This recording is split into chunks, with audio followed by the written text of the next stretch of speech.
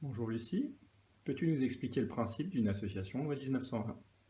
Alors, une association, comme son nom l'indique, c'est un moyen d'unir des personnes pour qu'elles puissent partager un intérêt commun sans but lucratif. Par exemple, chez Imagine, la pratique de l'escalade. Une association, c'est la communauté de ses adhérents qui la fait vivre et qui décide de ses orientations. Donc, contrairement à une entreprise, quand vous payez votre adhésion à une association, ce n'est pas en échange d'une prestation de service, mais c'est pour intégrer cette communauté et pour aider l'association à vivre et à lui donner une orientation. Et donc, comment un adhérent peut-il influer sur la vie d'une association? Alors, les adhérents vont influencer la vie de l'association à l'occasion de l'Assemblée générale.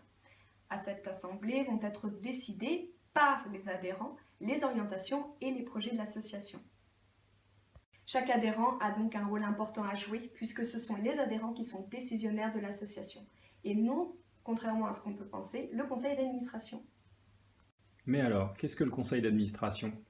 Le conseil d'administration, c'est une petite communauté au sein de cette grande association qui va en fait administrer l'association et qui va faire en sorte que les décisions prises à l'Assemblée générale soient exécutées. Donc il est constitué d'adhérents bénévoles qui vont œuvrer pour faire appliquer les orientations de l'association. Et donc, chez Imagine, comment est organisé le conseil d'administration? Le conseil d'administration chez Imagine est divisé en commissions. Chaque commission a une thématique selon les missions qui lui sont assignées. Vous avez par exemple la commission événements qui va organiser le pot de Noël, la galette des rois, le pique-nique de fin d'année. Vous avez la commission adulte qui va organiser les sorties falaises, la commission jeune qui va gérer les compétitions, qui va organiser le challenge interne à Imagine. Et puis par exemple, vous avez la commission communication qui se charge de vous faire ce genre de petites vidéos. Et donc, y a-t-il des postes vacants dans ces commissions? Alors actuellement, pour la saison en cours, non. Mais nous savons que la saison prochaine, il y aura des postes à pourvoir, puisque certains vont arrêter leur mission. Notamment, nous savons que les commissions événements, matériels et adultes vont avoir besoin de nouveaux volontaires. Et quelles sont les conditions d'accès à ces commissions?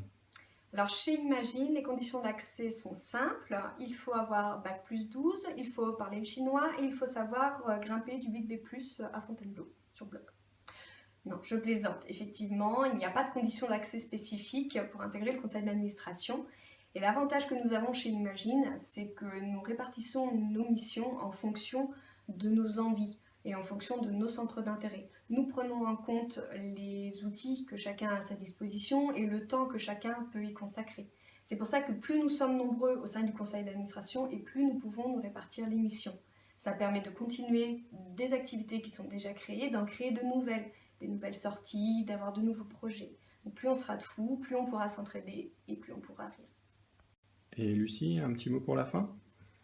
Oui, un petit mot pour la fin, tout simple, mais imaginien, imaginienne, tout simplement, on compte sur vous.